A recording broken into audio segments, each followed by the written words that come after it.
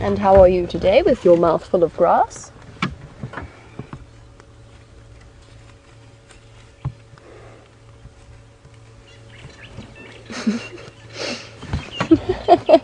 Also fairly disinterested in showing his face to the camera, but it stopped for a snack from an apple leaf tree, and I'm just going to be quiet so we can listen to the crunching sounds it makes.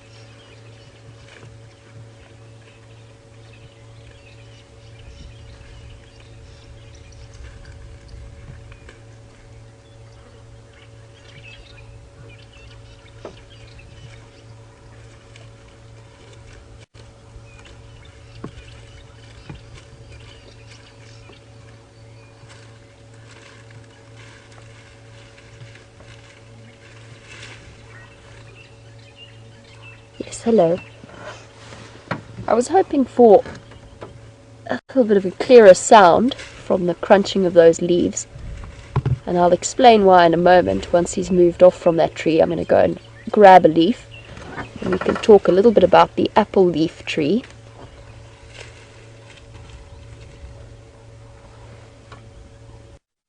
Not making as much noise, but that could well be because there has been a little bit of rain. The leaves are just that little bit more moist. Now, buffalo are bulk grazers, yet here we have one browsing on a tree.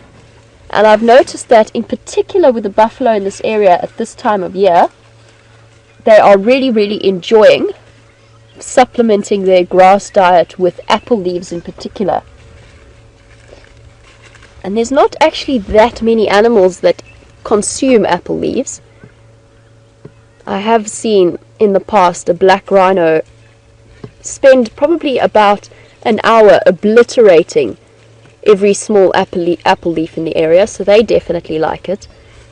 But there's a very good reason for this buffalo targeting the apple leaf, and that's of course because at the moment, until those nice green grass shoots come through, which they are doing, they need a little bit of supplementation to their diet, just to make sure they're getting the nutrients that they need.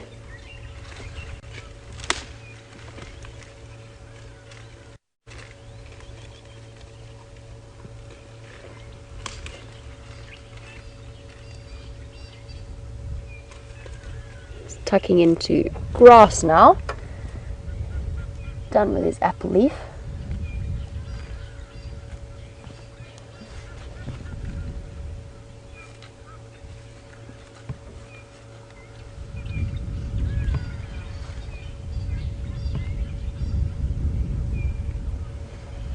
Now, Nancy's picked up on the fact that the buffalo has a lump on his back leg. I was distracted by his dietary requirements, so I'm just having a look now. It was well spotted, Nancy.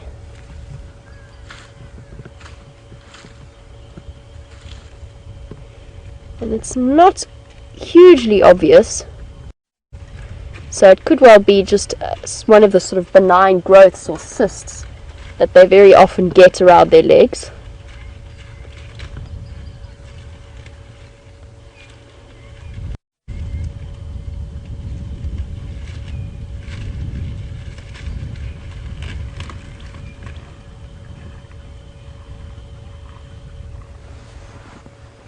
Munching away.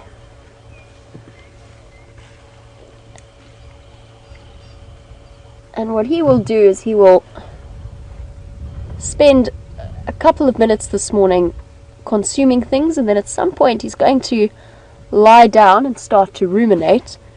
So bring up balls of cud and chew on them.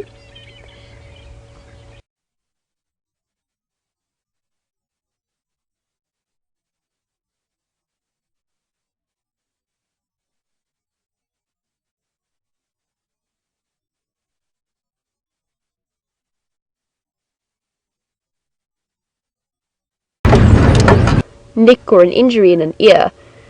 With an oxpecker wandering around like that, although they can be very helpful, they also will peck away at any kind of injury because they do eat blood and mucus. So they will keep the blood, they'll peck at the coagulated blood and keep that wound open So they can be a little bit unhelpful at times, and one of the effects of that is that the nicks and tears that buffalo get in their ears don't heal up all that quickly. Might even have a little bit of an infection, which then spreads and makes the nick a little bit bigger.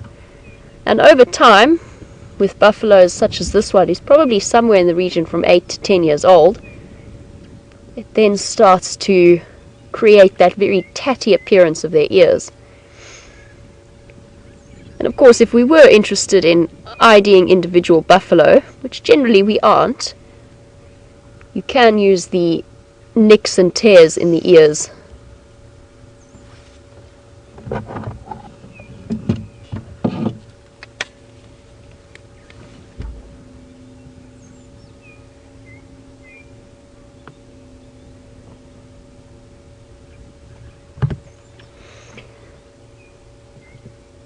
And I referred to these older gentlemen as Duggar boys.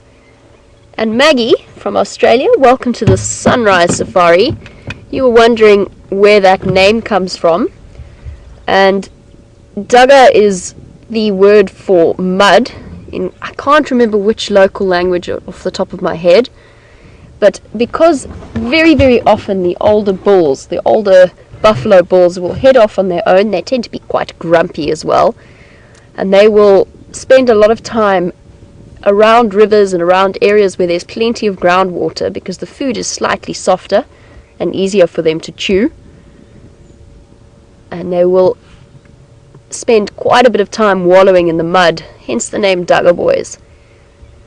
They're also probably one of the most dangerous animals to encounter on foot, because they often spend time tucked away and secluded in various mud wallows, usually in areas that are fairly thick.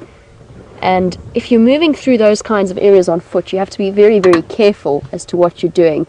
And when I did my walking assessment a while ago, I went to an area in the Timbavati, which I didn't know at all. You know, you get to know an area, you get to know the game paths.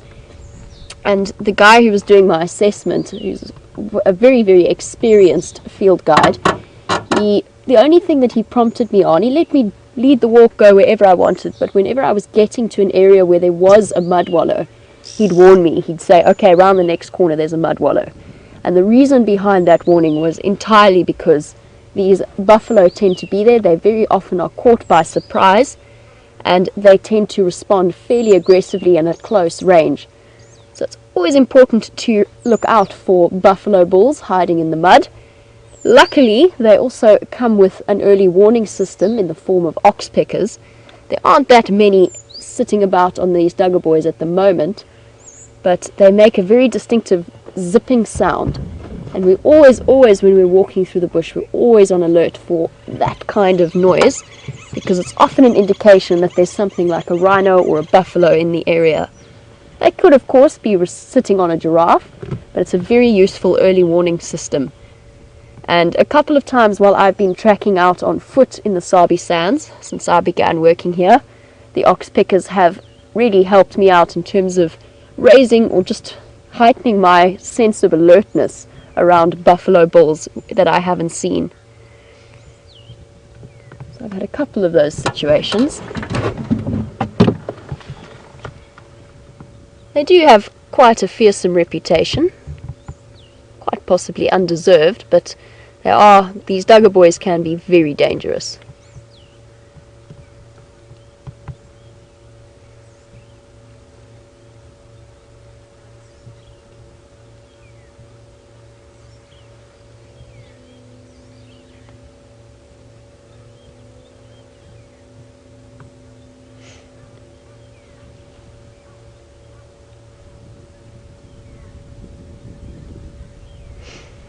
Now these gentlemen don't seem to be showing any signs of any movement at the moment, and unfortunately it seems as though the Birmingham boys have also gone fairly flat on Elephant Plains, so their initial movements towards the in our direction don't seem to have come to anything.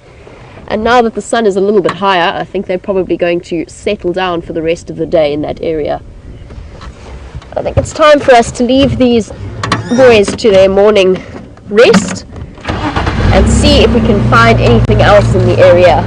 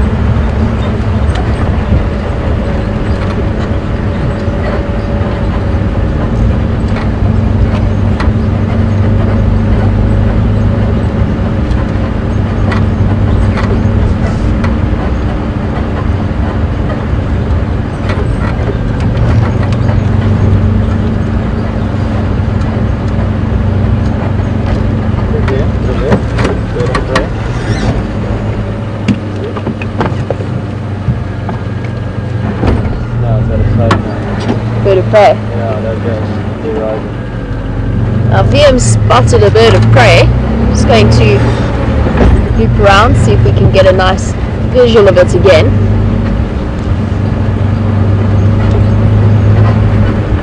Well done, wildebeest. You've got your eyes on this morning.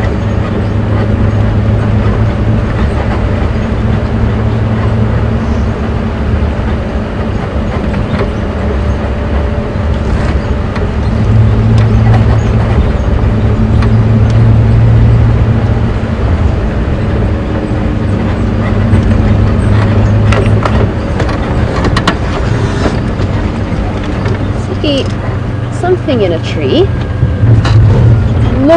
Initial assessment looks like a bateleur. Just to have a look.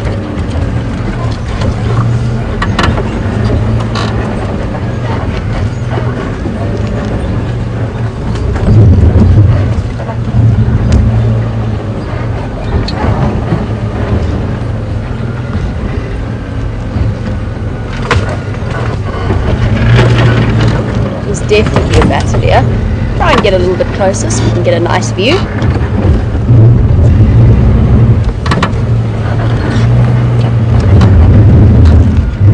Hold on, VM.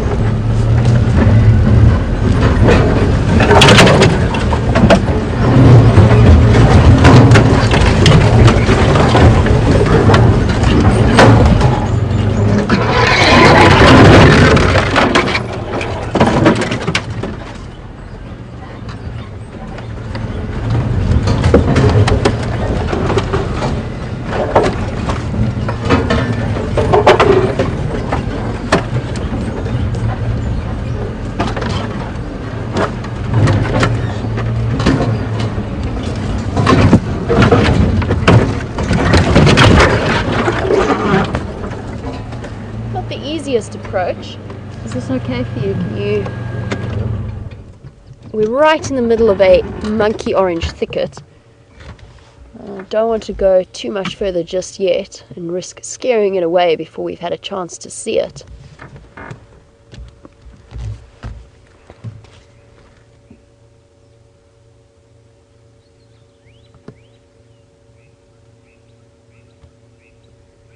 I'm actually rethinking my initial assessment about it being a bateleur. I thought it was a juvenile bateleur, which does have that distinctive brown and fluffy head, but there is another one with a fluffy head and a slightly longer square tail, and that is what we're looking at the moment. This is a Wahlberg's eagle.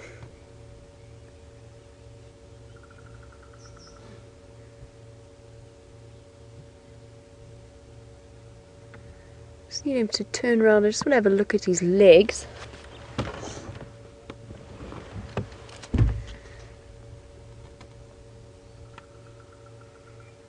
Now we've only just started seeing in the last few weeks the Wahlbergs coming back from Europe. They're a migratory species, but they fly through into our area to breed at this time of year. They have a very distinctive square tail.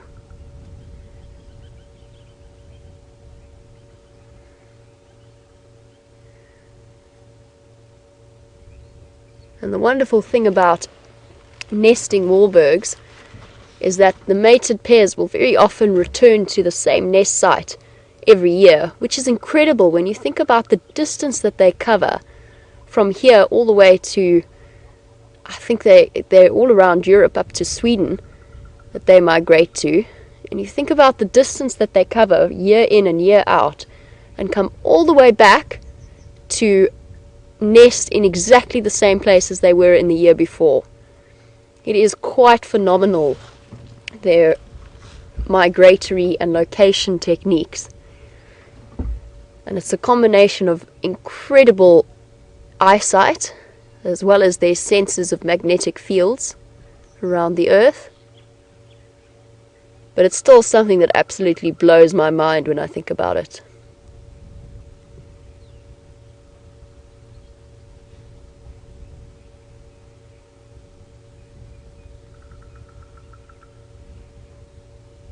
I took my bird book out of my bag yesterday to double check up on a bird that was outside Inger's, where I'm living at the moment, and I left it on the step, so I don't have my bird book to show you a picture.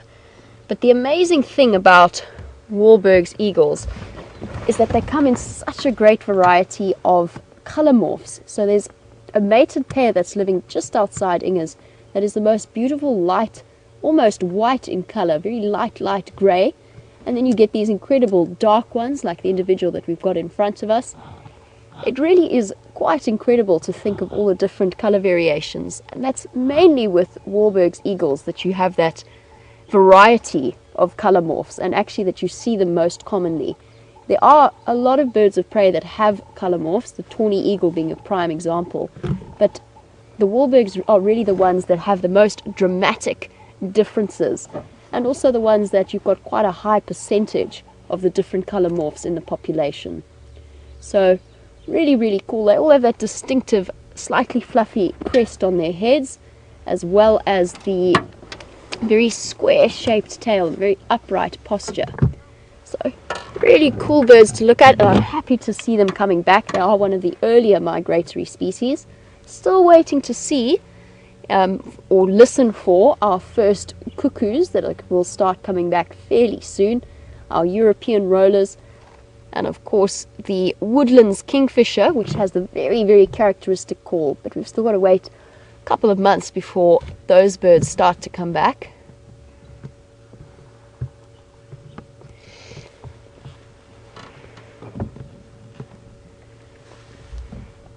And the morphs are almost completely random. It's all in the genetics of the bird.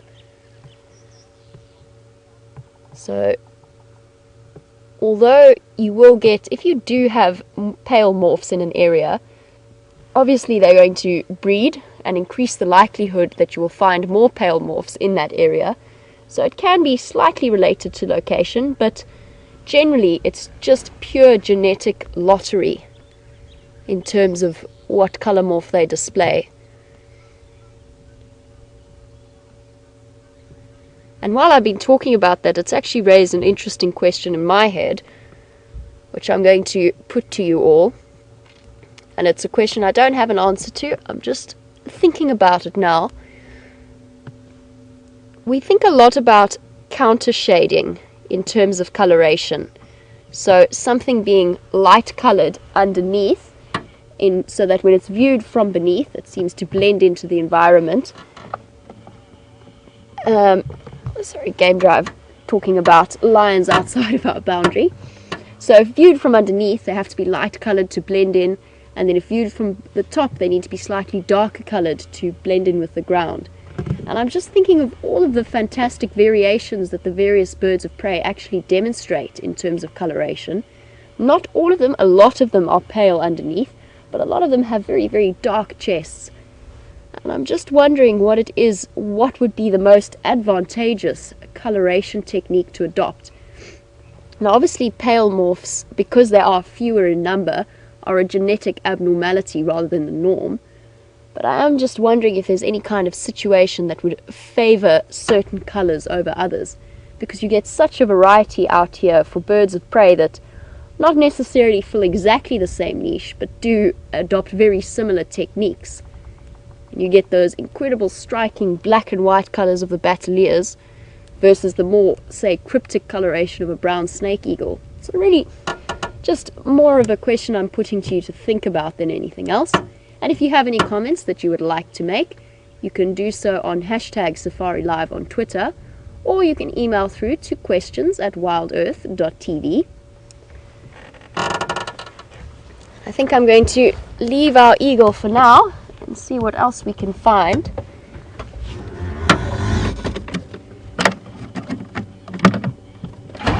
We'll leave him our dark version of the Wahlberg's eagle.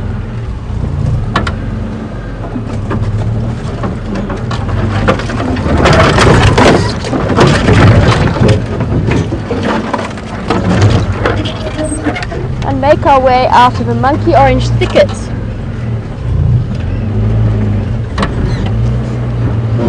Find the shortest way back to the road.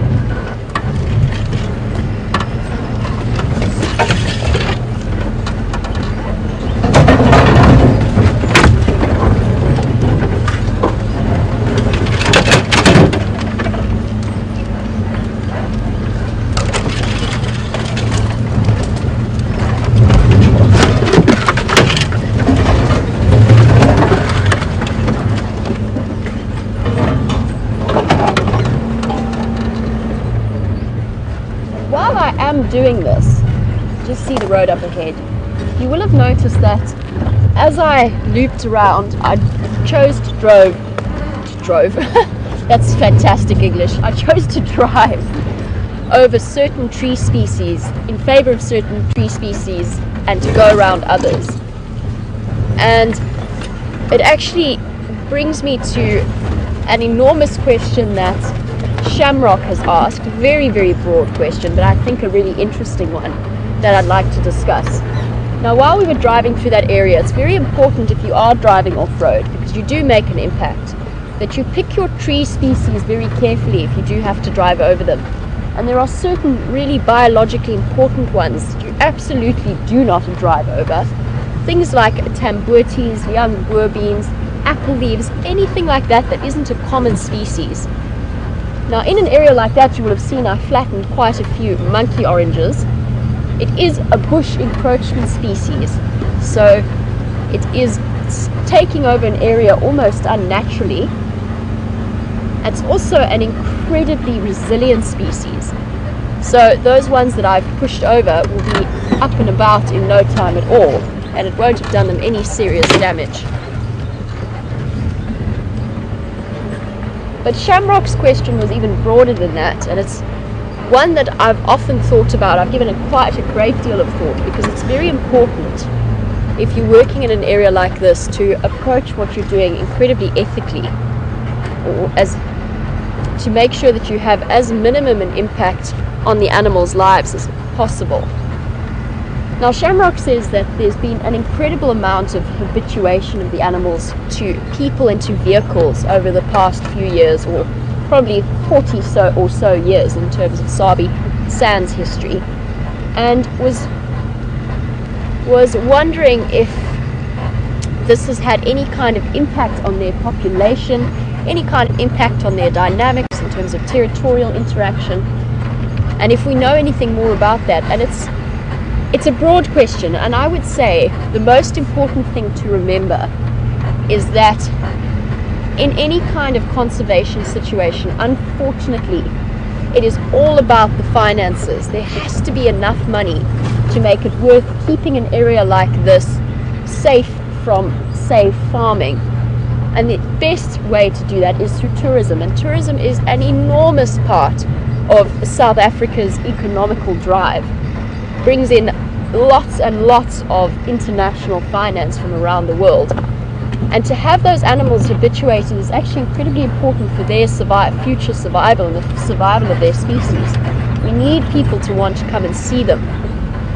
But hand in hand with that is ethical practices in terms of what you're doing. And there are a great deal of rules in place as to how you go about that. And for example, you don't spotlight young cubs if they're separated from their mothers. There's an enormous amount of things that you can do to make sure that you don't impact them. If we're watching an animal hunt, we're not going to turn on the vehicle and distract them at the wrong time. And you'll find that we work amongst some incredibly passionate people out here, and they have incredible ethics in terms of how they do it. In terms of population dynamics, it's been a place of refuge and sanctuary, and probably actually increased enormously the populations and brought the numbers up, since this area would have been hunted out almost completely. When the Kruger National Park was established, the idea was basically, at that time, and from a position of ignorance, to exterminate all predators to try and save the general game numbers.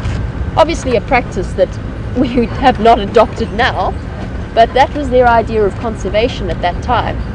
Very well-meaning, but you can see how that level of habituation and tourism has actually led to a tremendous increase and now incredible sightings. And it gives us such a chance to understand a little bit better the way that the animals operate and really draw people and create connections with people and draw them into their lives.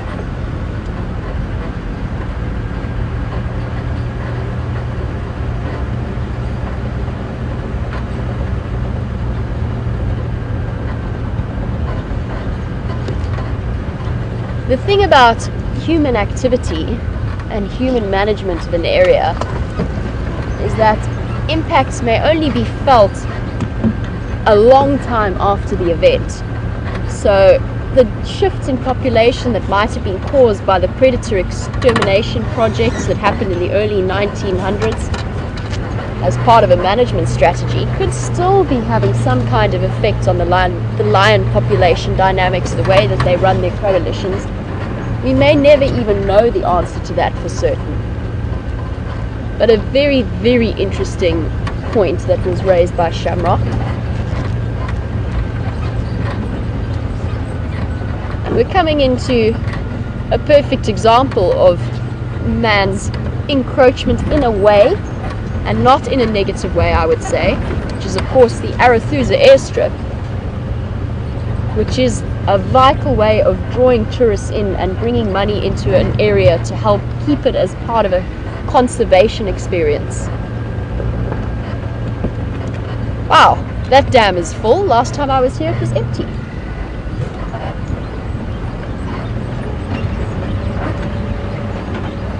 The first time I've seen it as full as it is, which makes it quite a phenomenal pan in my experience. When I started working here, this was completely dry.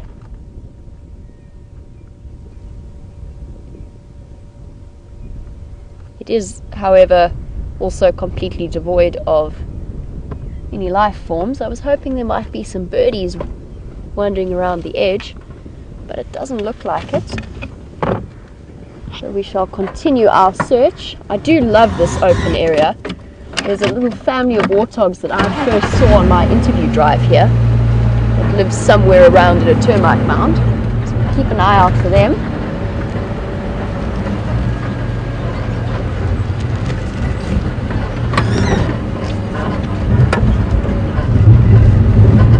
But to continue our discussion in terms of the impact that we've had on lion, in particular lion dynamics in this area, Diana was wondering if there is a difference in social structure in terms of for lions that live in different habitats.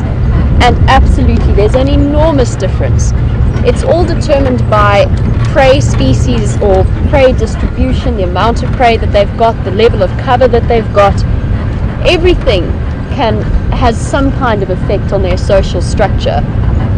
So the desert lions will have much, much bigger territories, much larger home ranges, almost to the point that they could be considered practically nomadic in terms of lacking a home range. Whereas lions here have Lions have much, much smaller territories. So a lot of bird life here, but I've actually got quite a nice, exciting one off to my right. Oh, here we go. Saw African cuckoo, but they've just flown across the airstrip and I can't actually cross here. There's a lot of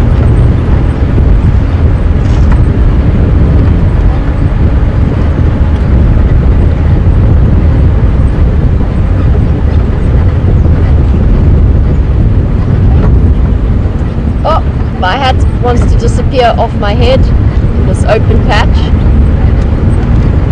Let's just get away from the wind, the open airstrip.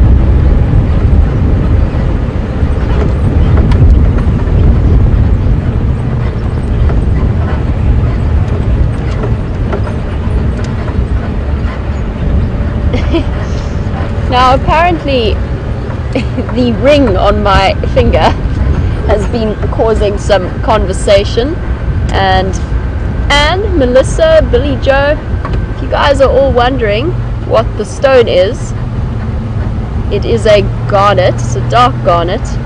It's something that the ring was actually a gift from my mother many years ago. She bought it for me when I helped my little brother out with some piece of homework. I honestly can't remember what it was.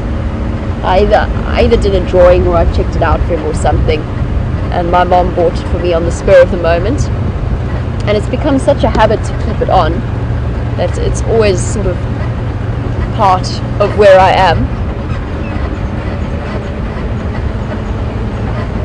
But anyway, that's what it is. It's a dark garnet, for those of you who are wondering.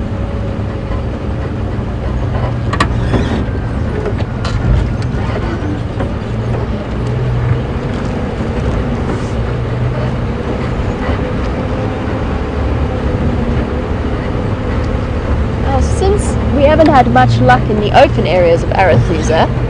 I've decided that we're going to go and have a look at what's happening in the drainage lines. Maybe we get lucky and spot some leopard tracks. We'll also see if we can find some pretty birds to show you.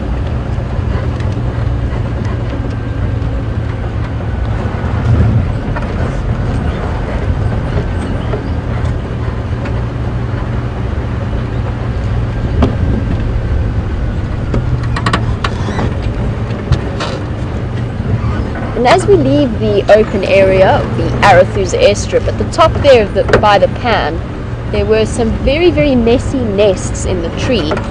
And Ray, you were wondering what they were, what species of bird inhabits them. And I'm actually going to try and find some more for you. Those nests were made by red-billed buffalo weavers. So one of the few social nesting species that we get in this area. Quite a large bird with a red bill. And they make these incredibly messy nests. And for some reason, there's something about them that they really enjoy picking up thorns and various, I don't know why they decide to make their nests out of the thorniest trees they can find, but they do. And at the camp that I used to work at, there was one in a marula tree, and we'd spent a lot of time clearing the lawn, making sure it was nice and soft and green, that you could walk barefoot on if you wanted to. And during the buffalo weaver nesting season, we learned very fast that that was a terrible idea. And thorns in South Africa, you've got to be careful, even if you're wearing something like flip-flops or slip-slops or sandals, because if they can go through a tire, as happened to me 2 days ago, they can also pop their way through the sole of your shoe. There's a couple of us that fell victim to the buffalo weavers' very poor, in my opinion, nest building techniques. Obviously, it is a good way for them to discourage any kind of unwelcome visitors to their nests. So something like a snake, they might think twice about pushing their way through the thorns.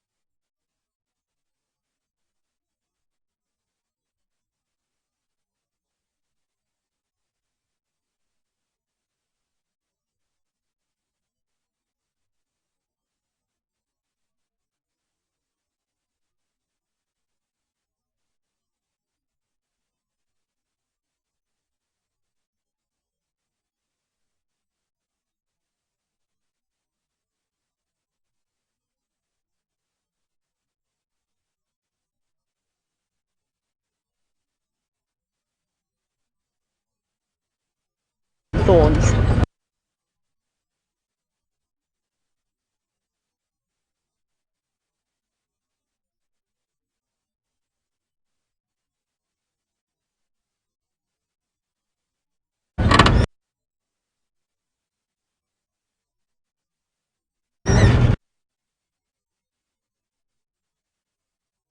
I'll see if I can spot one for you.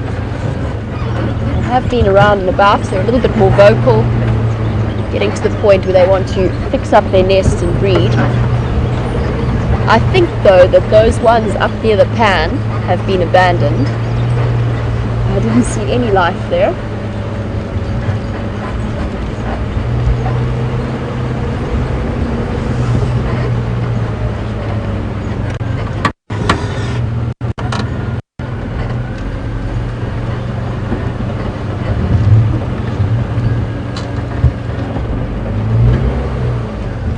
Tried to stop for a squirrel, but I think he's going to disappear into the guarri bushes.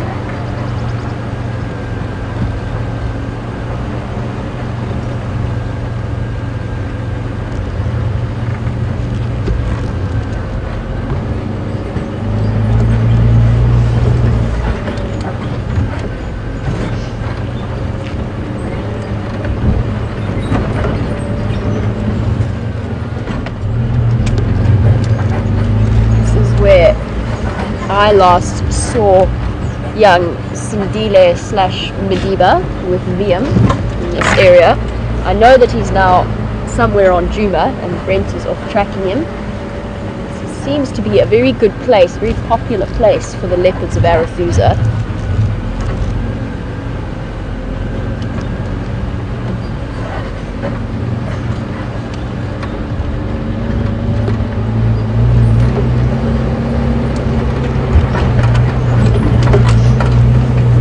And I mentioned before about ethical off-roading, and this area is a very good example of that. A lot of young tambueti trees. There's actually a couple of tambueti tree thickets. It's the kind of area that you have to be very, very careful in terms of what you do off-road.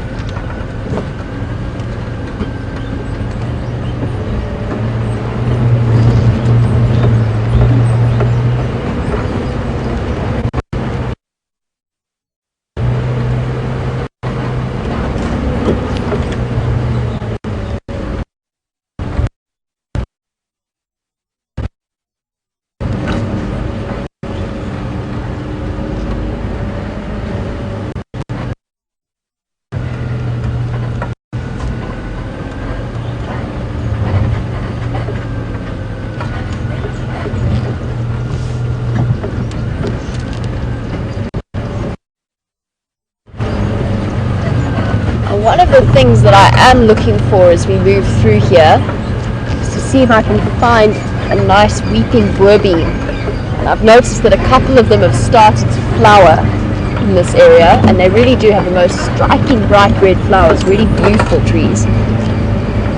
And the flowers are actually what give the boerbean, the weeping boerbean, its name, because when they do flower they produce so much pollen that it actually drips down to the base of the tree. There must be some hiding somewhere. I saw one, but it was right in the middle of the staff village. I don't think that they would appreciate our intrusion.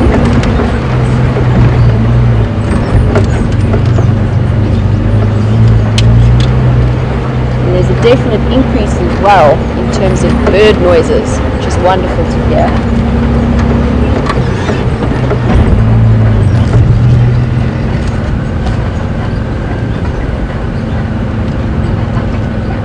I mentioned earlier that they graded the road down Triple M's boundary, and that's nice and easy to do because it's a big broad-shaped road.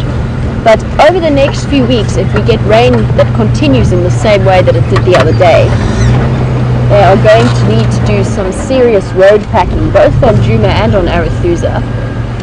And I'm just wondering if this is the drainage line I'm thinking of.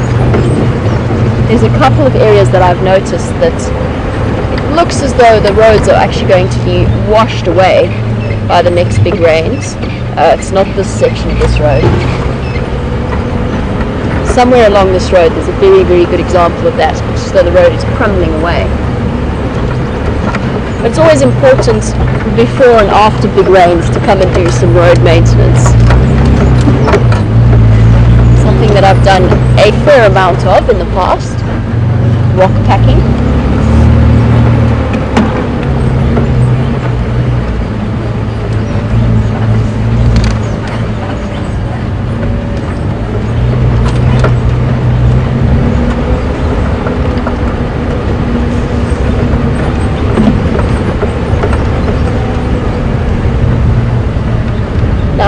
Sounds as though Brent is still hot on the heels of Sindile or Madiba's tracks, and I believe that he wants to give you a little bit of an update as to how his tracking morning is going. So I will send you back across to him and catch up with you a little bit later.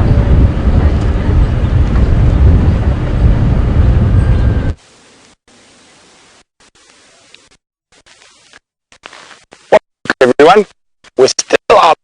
We are back towards the tracking vehicle. Unfortunately, Shadow and Madiba have probably avoided us. We lost their tracks about a kilometre from here, and then we heard the alarm call, so we skidded out in that action, but it looked like they were just a little bit, they were just being a little bit pedantic, maybe caught a sniff on the wind. So we're just going to show you something that's quite interesting here. In front of me, and actually seen this on drives before. Seen book dig, and in that case we saw it dig a hole probably this deep. This one, as you can see from my hand, not as deep. What they do is digging underneath, get hold of bulbs. So on a lot of the grass you see these little dots here. There's a little that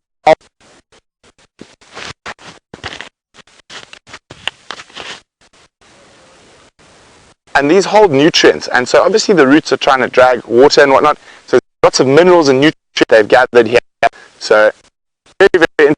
The stem here for, and they are water independent, so they do not need water at all. So this is how is they get them water by digging up the little bulbs and these little bulbs and different succulent things that grow under the ground. So not only on the grass, small bushes as well. So really fascinating.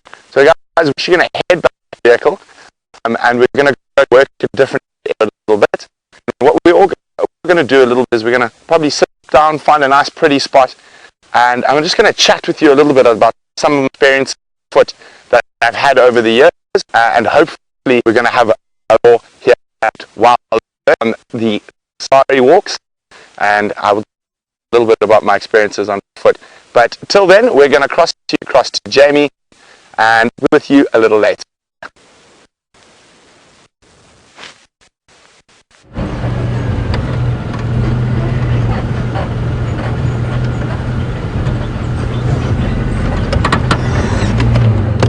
Welcome back, guys, and I'm hoping it's going to stick around. It might be a bit tricky. Oh, flash and a glimpse. Hold on, VM.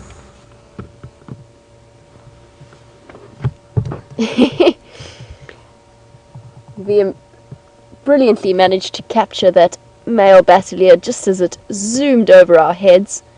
You can see that typical rocking motion of its flight. And gone.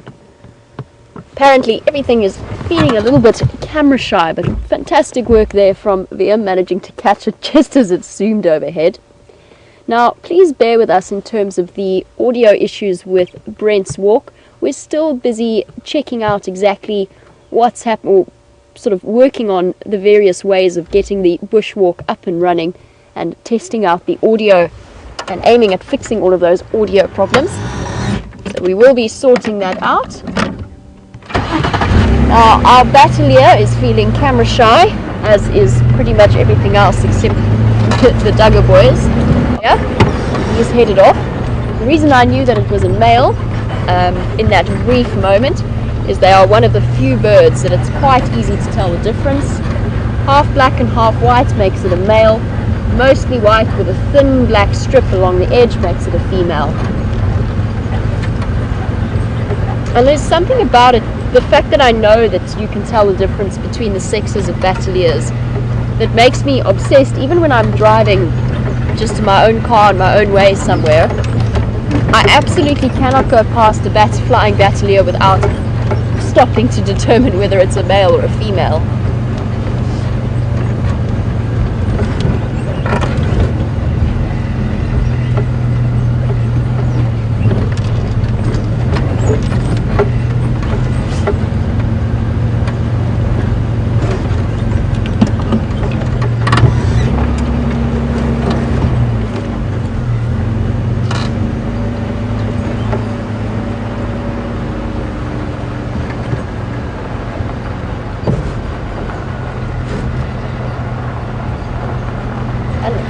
Waterbuck is... Oh, stop there. Hello, boy. Please stay exactly where you are. It's rather thick in there. Nope, there he goes. That characteristic white ring around the waterbuck bottom.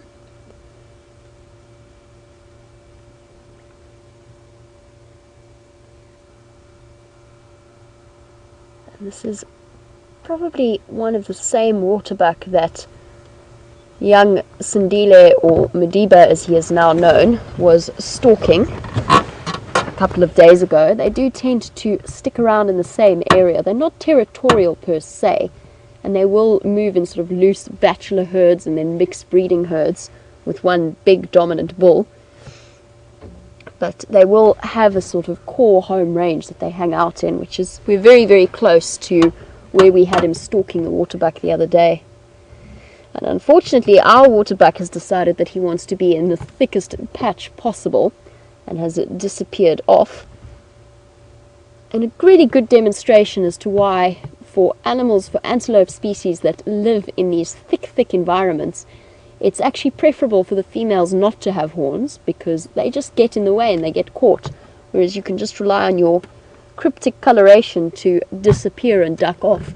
The males, of course, need them because they need a way of competing for and showing off to the females. So they keep their horns for reproductive success.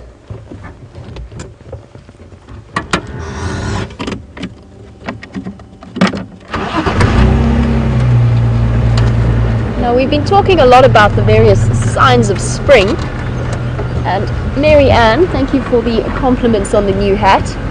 I must say I do owe Mr. Henry a thank you for suggesting in the strongest, I use suggesting loosely, he suggested in the strongest possible terms that I purchase one.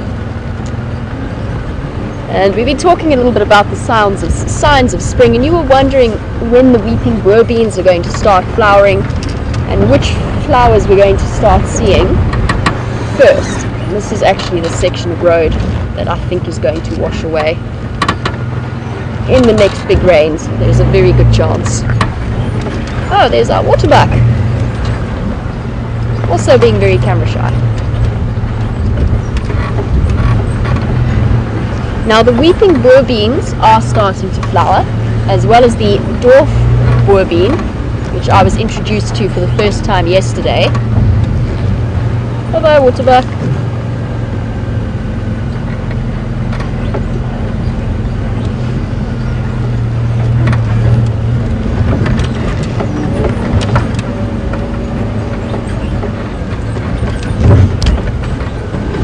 Into the guarri thicket, where unfortunately we cannot follow. Now yes, the bourbeens have started to flower. I did see one, as I mentioned earlier, in the staff village, but unfortunately I don't think it's very polite for us to go in and film where they live without asking first. But we will start to see them more and more, and the weeping bourbeens have the most incredibly vivid, beautiful red flowers. And hopefully we get to see those soon. In terms of the flowers that we are seeing, the knobthorns are one of the first ones to start to flower and get their new leaves. and I have seen a couple of knobthorns flowering already. It's interesting that towards Hoedspruit and the area that I used to work in, which is not that far from here, the knobthorns have already started flowering. So there's a tremendous difference, even with a distance of maybe 100 kilometers in a straight line, probably even less. But those will be the first signs of spring. I know that just before I went on leave with Andrew, as the cameraman, Andrew spotted the first flowering, what's it called? It's gone out of my head. Tree wisteria. The bright purple flowers, but I haven't seen any of them since. So we are still looking about.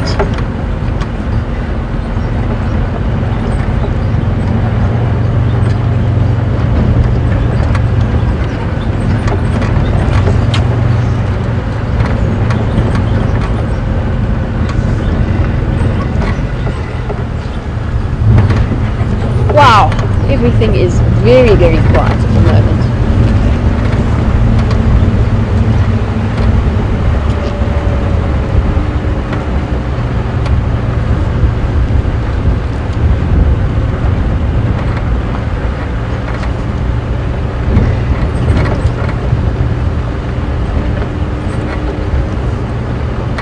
Also trying to work together with Brent a little bit, although I haven't yet been in communication. I'm a little bit far away, but I do just want to check. Oh, hello. Poor doggo boys. They seem to be keen for screen time this morning. This is a different pair to the ones that we saw earlier. We're on the other side of the dam now. Also lying down and ruminating. You see that sideways motion of the jaw.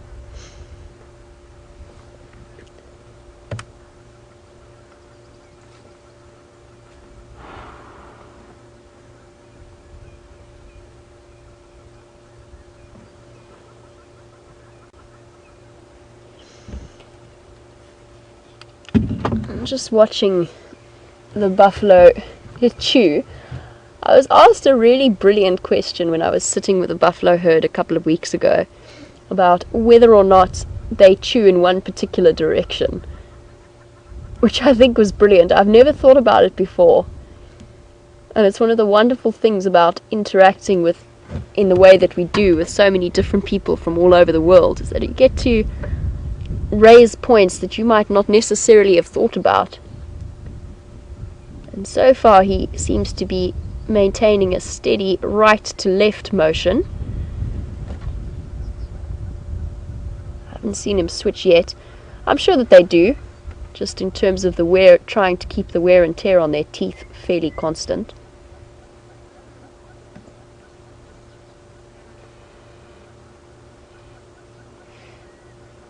But interesting the way that chewing motion must build up the jaw muscles tremendously. And I know that the couple of times that we've seen the nkuhumas on a buffalo kill, we've often looked at the fact and remarked upon the fact that the face is one of the first things to be eaten. And looking at it now, that is probably why. They have to have very well developed muscles around the jaw, so there's plenty of nutrition to be found there, especially for the younger lions who don't necessarily have a chance to get in and feed at the main part of the carcass. And speaking about the Nkuhuma Pride, I know there are some viewers who've joined us a little bit later this morning and were wondering what kind of update we have from our side. Now, we're still waiting to hear a little bit more information. It seems as though the Nkuhumas were involved in another scuffle with the Birmingham boys last night. It actually went through, or happened in the garden of one of the guides who works at Simbambili, and he reported it late last night. And they then chased them through. It seems as though the Nkuhumas were chased off Simbambili, briefly cut through Djuma, and then crossed into Buffelshoek area. So they'd moved through sometime last night. We're still not entirely sure as to what kind of impact there was there. As far as we know, there was no death caused in that scuffle. Now, unfortunately, many of you will now know that the Birmingham boys about 2 nights ago killed the last of the young sub-adults. So a very sad, distressing situation, but at least the Nkuhumas and the Birmingham boys have gone in different directions. The Nkuhumas have gone north and east, and the Birmingham boys are currently sitting quite far to the west of us, right in the middle of Elephant Plains. So separated by quite a considerable distance. And hopefully, for the sake of the Nkuhumas, they either keep moving for now, or the Birmingham boys start to settle down and feel a little bit more established and comfortable in their territory.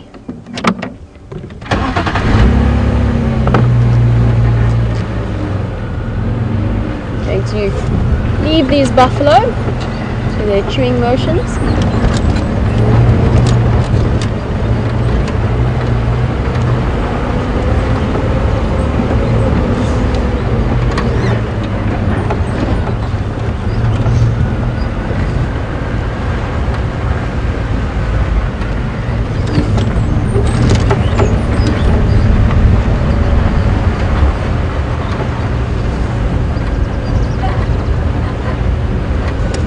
This is something quite interesting, because this tells us quite a bit about the area.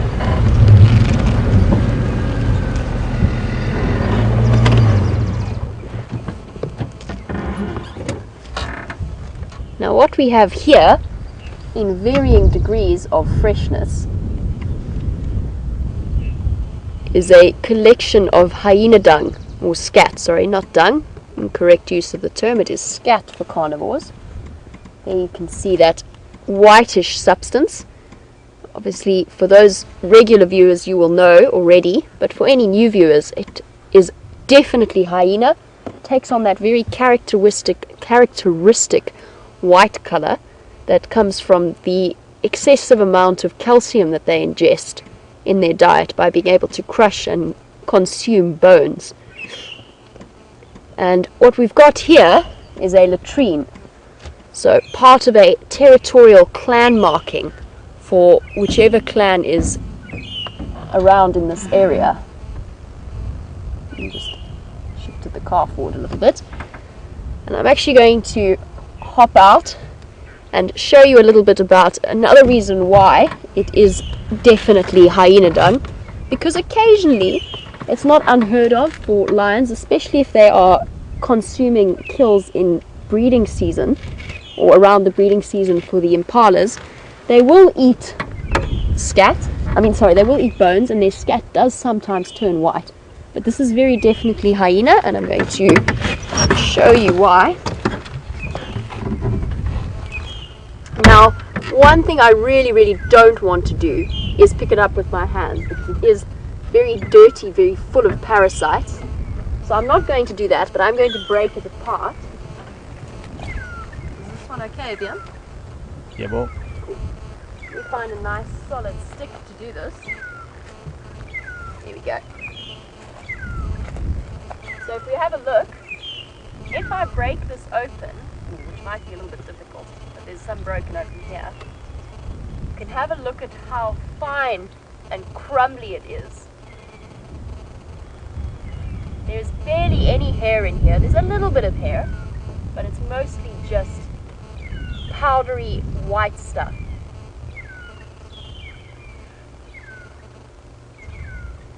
You get it there. And the most amazing thing about hyenas is that they have this incredibly potent stomach acid. It's somewhere in the region of maybe 3 times more concentrated than our natural stomach acid. And it basically just dissolves away almost everything that it comes in contact with, including a great deal of the bacteria and parasites, which is why they're not as picky as some of the other carnivores in terms of how fresh the meat needs to be.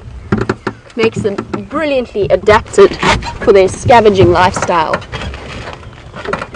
Now, latrines like this one, which is the name that's given to the regular deposits of hyena scat, are usually put either around a den site, not at the den site, but around a den site, or they're put along the edge of territorial boundaries, and then occasionally in the middle of territories as well.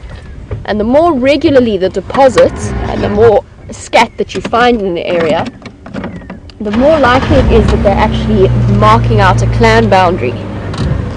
We are probably somewhere in the region of 5 to 7 kilometers from the core range of the clan of hyenas that we usually see. So the group with the young cub, the active den sites that we see, those are in that direction, probably about 5 to 7 kilometers away. And although it's not impossible that this is one of their clan boundaries, I think you'll probably find that this is the boundary of another, or the core home range of another hyena clan in this area. And I've yet to hear of any active den sites on Arathusa, but I'm sure that there must be some.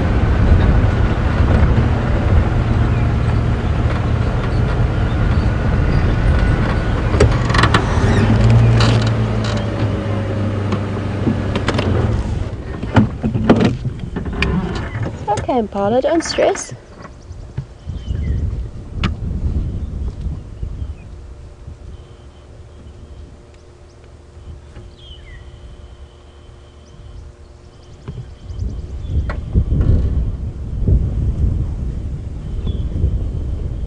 Couple of impala also resting and lying down to ruminate. The other thing that's making the animals here a little bit camera shy, and I'm sure you've picked it up already, is that the wind has picked up tremendously. And of course, wind always tends to make animals a little bit more skittish. They tend to be a bit more vehicle shy as well. But wait.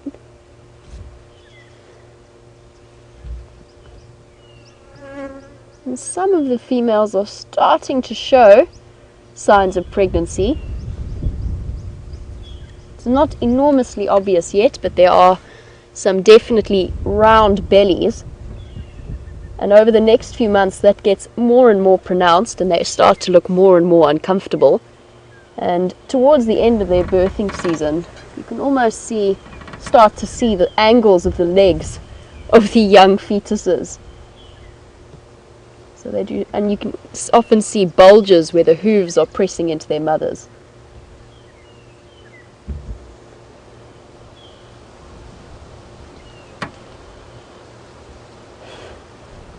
And they're all standing facing into one direction. And the reason that they're doing that is because it is straight into the wind. So they're all taking an opportunity to smell and to listen as to what's going on there. And when they do move off, they are going to move off into the direction of the wind. And that's so that any threats that might be in front of them, they might catch wind of it first. Very sensible approach. This ewe in particular doesn't seem too keen to get up and move just yet.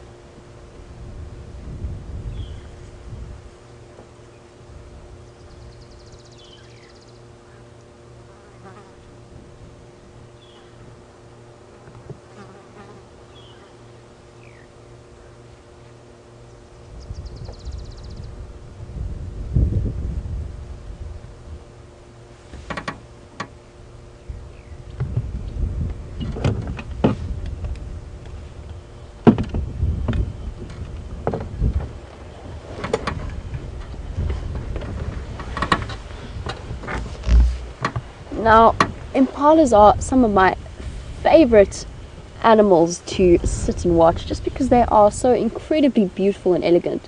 And I'm really excited over the next few months towards November, the end of November, beginning of December, to start seeing all of the babies that will be born roughly around the same time. And last year I was on leave for a week, and when I left there was very pregnant ewes, and when I came back there were no pregnant ewes and lots of little babies. So it's one of my favorite times to be around in the bush. However, I'm sure that you've been wondering what Brent's been up to while you've been with me, and I want to carry on my search for any signs of leopard tracks in this area. So So we're going to cut across to him, and I'll be back with you a little bit later.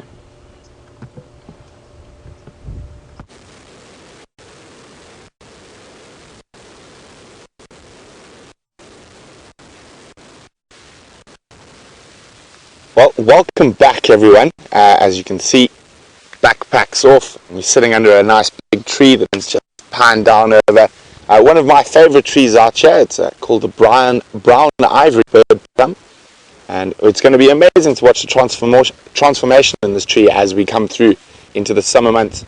And I won't be sitting in the sun in a while. There'll be a lush green thicket of me, and you've got really tasty little yellow fruit that the birds are very fond of, hence the name bird plum, but as well as a lot of the other animals, including human beings. And in Zambia they make quite a mean alcoholic beverage out of it, but we won't be doing that. I think we'll be leaving most of the fruit, apart from the odd one we taste, to the animals out here. So as I said, we're just going to chat a little bit about walking safaris and bush walks, and I'll share some of my experiences over the years with you. And before we do that, I'm just going to sort of explain what a bushwalk means to me and how I feel about it. And it's a very different experience from being on a vehicle. I mean, you really get to sort of touch the earth and see incredible, strange little things that you might miss from a vehicle like that. And that is a dead zebra millipede, and it has basically gone completely still now.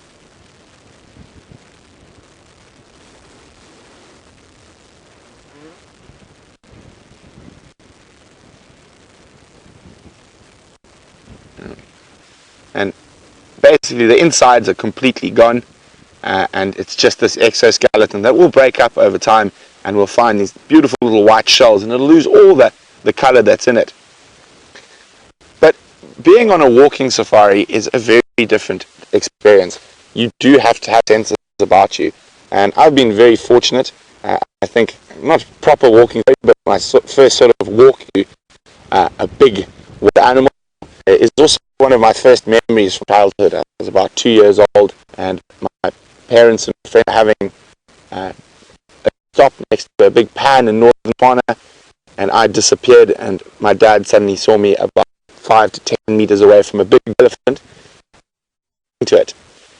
To get me out of that situation, give me a hiding, I think more out of fright that his eldest son might be stomped on by a big bull elephant. But for me, that's the first sort of memory, and in the bush, and one of my first memories of my life, and that was on foot. So a very special memory. And over the years, I've spent a lot of time on foot as a family, even with animals. And I think the time we started walking into things like elk and rhino and lion regularly was from about 6 years old. My dad would take us walking into these animals that are particularly dangerous, but fortunately my dad's got a lot of experience, and a bit of that's rubbed off on me.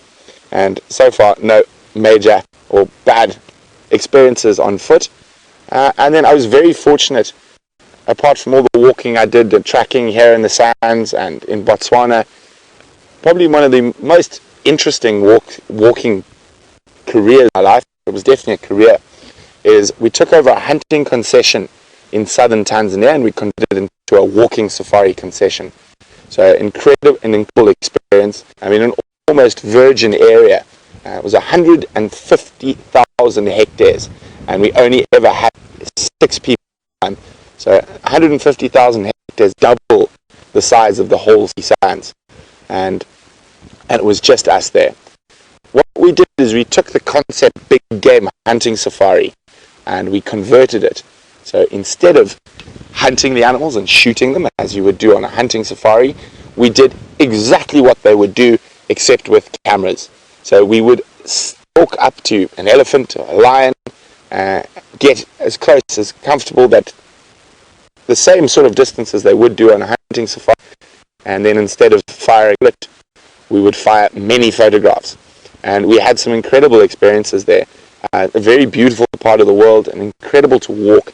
Had these dry riverbeds, I mean riverbeds that were 2 kilometers wide in the dry season, the tiny trickle of water, and wild dogs coursing up and down them, and incredible elephants. that area also went up to over 1,000 meters above sea level. So we had remnant rainforests and colobus monkeys, and it was an absolute privilege to work in that area. And probably one of the most fond walking trips there was actually only had one game. And a very good friend of mine who had done quite a bit of work for National Geographic as a photographer by the name of Rob Ross. And he spent 3 months on, and he's actually doing a book on the Salou that'll be out in a while, but it's taken 5 years to put that together. And he's 3 months with me while I was doing anti-poaching and building road and opening that concept. And lions in that area, because they'd been shot at so much, they used to run from the sight of cars. And it took us about 7 months to get them relaxed to the vehicles. So often the best lion sightings we had were on foot.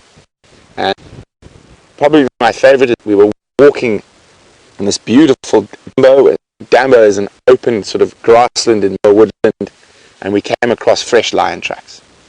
And I had my tracker in Mboro, and my other tracker Kumbi. Kumbi is a Maasai, and Mboro was near that area. And off we went on these tracks. So just the four of us, and we followed them for about 3 kilometers till we actually found where they killed a warthog. And they dragged this warthog down into the drainage line. And we managed to find them, and it was just so fortuitous. We happened to find this incredible path. And what we did is I got Rob, I said, listen, these lions, they're skittish.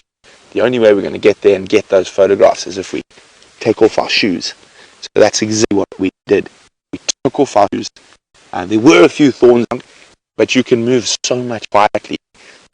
Snuck through this thicket, and there was lots of dried leaves. That's why we took our shoes. It was a Tamboti thicket, and we got to a spot where we were about 15 meters from the carcass.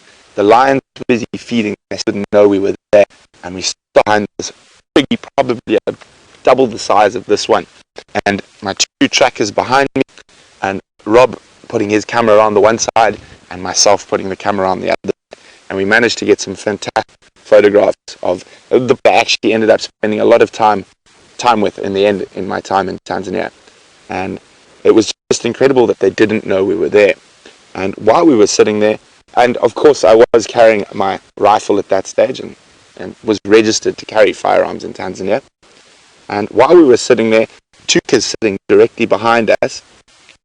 And what happened is suddenly my tracker in the my side tracker was having a snooze. So he's like, they've seen the lions now, they're taking photos, it's fine. So he was having a little snooze, put his head against the tree. And Ndamboro, fortunately, was awake. And suddenly he goes, Bwana, Bwana. And the lions on the kill lift their head, I lift my head, and my rifle was leaning against my leg. And I turned slowly around, and like 8-9 meters behind us. She wasn't stalking us, but it was one of the lionesses that left to go have a drink, was just watching. And I remember Rob, who's America, sort of had spent a lot of time in the bush, but not that much time on foot with Big. He looked at me and those eyes sort of open. I was like, no, it's fine, we're just going to stay. And all I did is I slowly stood up. And she went, oh, and she ran away. So a happy ending to that. But very, very important, and that shows you how conscious you have to be. I mean, we had 3 incredibly experienced people on foot in the bush, and the lioness still managed to come up behind us. But one of my favorite walking experiences that I've ever had. Another, also with Rob in southern Tanzania, and also with lions. And I have lots of stories which I will share with you over the time, but I think we'll just stick to the cats for today. Was also with lions. And we were walking up to this buffalo, about 450 buffalo, and they saw us and they stampeded off up this very steep hill.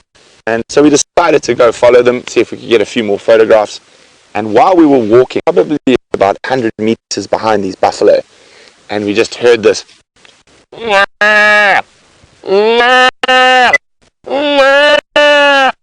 which is basically Brian's looking around worried that I might have called the lions to come galloping in towards us.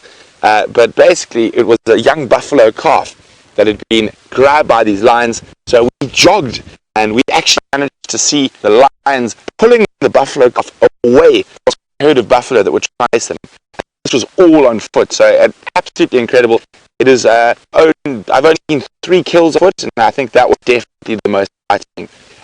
Because the buffalo were chasing it, dragged this poor baby buffalo into this really, really steep ravine.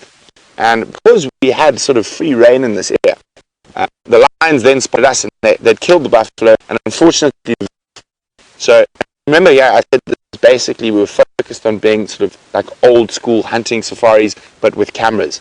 So a lot of which is not people hunt things that will find a kill and they will build a blind and sit there. So we did with actors, we went and built a grass blind completely around us, about 20 meters on these lion kill.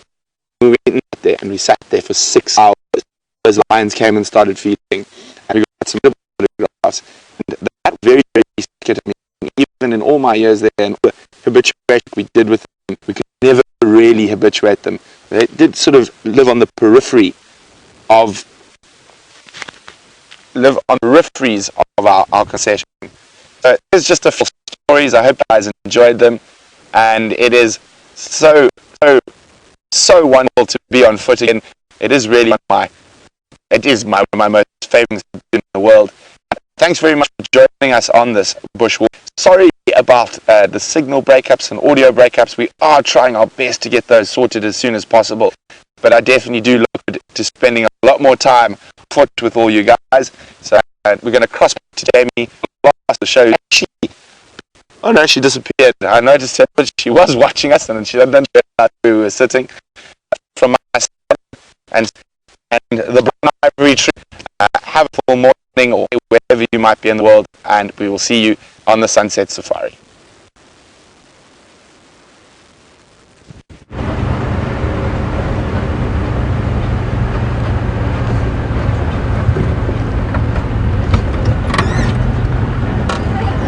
Welcome back. I'm just shifting out of the way for one of the other vehicles to come past. Morning, morning. Hi guys, good on you. Lutu. Lutu this one, yeah. Yeah. You from the west? Yeah, I came from the west. An update in other areas? Yeah, not that I heard. Birmingham boys on Elephant Plains. Yeah. That was it. They'll come through though to you. Yeah, it sounds like it. Yeah, maybe this afternoon. Yeah, get lucky. Definitely. Alright, cheers guys. Bye bye. Just chatting to the one of the Simbambili guides, and I'm sure we will be hearing plenty from them as to, he also thinks that the Birmingham boys are going to move to further east back into Arathusa, which is great news for this afternoon's Sunset Safari. Now it seems as though Brent has been telling some epic tales of his childhood spent in the bush, and I was almost attracted by the sound of what I thought was a dying buffalo until I realized that it was Brent in the middle of what sounded like quite an entertaining story. And there's always something incredibly special about being on foot in the bush, especially when you are responsible for showing people and experiencing things on foot with other people, and having guests behind you creates a whole different experience. And what's always fascinating for me is to actually watch how people's perceptions change. The way that we used to operate, we'd always start off with an introduction, couple of drives, and then do a couple of walks as well with our volunteers and with our researchers. And to see their perception and their understanding of their environment change after they've done walks is truly fantastic to see. And there is something that you get that is special on foot that you can't necessarily get from the back of a vehicle. You really get to experience the sounds and the smells, and you find that even as human beings with our rather weak senses, you do get a sort of an extra boost in your hearing and your sense of smell. And just as a sort of vague example, that other day when I was tracking the Djuma and he was following behind and playing a little bit with me, there was something that I must have picked up, and it must have been a sense of hearing that I didn't even register as hearing, that made me turn around and look behind me. when he was following me. And I think that we do have more senses than we necessarily give ourselves credit for.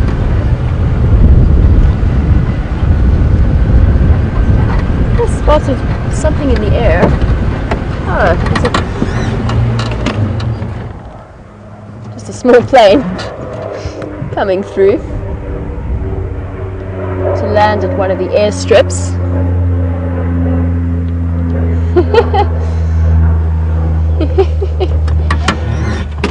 I was just kind of hoping it was an enormous bird of prey when I first saw it, but it definitely wasn't.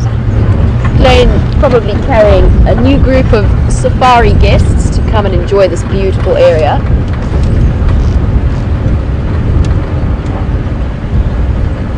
And the best part of walking, or one of the best ways to have a real walking experience, in my opinion, is to do it in a way that the animal never even knows that you're there. And it was one of my favorite things to do. I used to spend probably half of my walking hours, if not more, were spent tracking rhino and looking for them as part of an effort in terms of anti-poaching.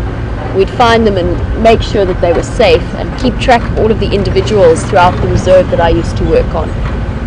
And rhino are particularly wonderful to walk because you can sneak up to them if you're very careful.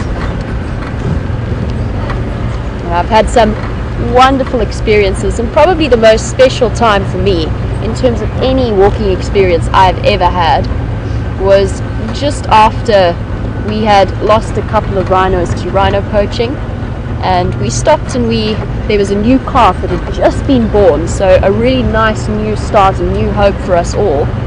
And we sat probably about 20 meters away from the mother. She didn't know we were there, with all of the guests sitting behind us, and we sat and we watched the new calf suckle for close to 20 minutes. And that to date has probably been my favorite walking experience with other people involved, just because it was such a special moment for all of us.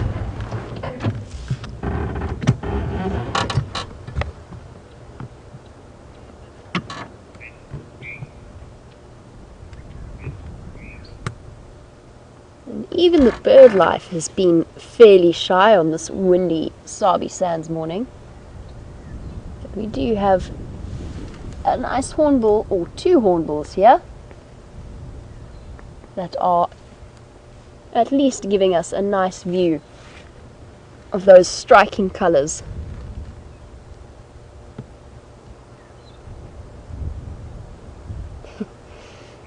Definitely one of the most entertaining creatures to watch. They always have a slightly manic expression. Now, it really is exciting for all of us that we're starting to get these walking safaris up and running. And between all of the presenters, we all have the most amazing stories to share. And we started with Brent's incredible stories about his background and his upbringing and him wandering up to an elephant as a child. So we're going to have some exciting times ahead, and we're still going to be working on the various technical issues and the sound issues. But I know that we're all very keen to head out on foot and see what we can find, and hopefully add that extra element that being out on a vehicle doesn't necessarily give you. It's a really fully immersive experience, and it puts you down at the level of the animal, and you can start to really understand things from their angle and their perspective. So very, very exciting for all of us. Now, it has been very quiet out here. The Birmingham boys are flat cat on Elephant Plains. We will be starting our sunset safari on Arathusa in the hope that they are going to move east. But in the meantime, we're going to say farewell, and a big thank you to VM for his fantastic camera work as always, and to Tara and to Lou in FC, and to you, all of the viewers. We will see you for the sunset safari.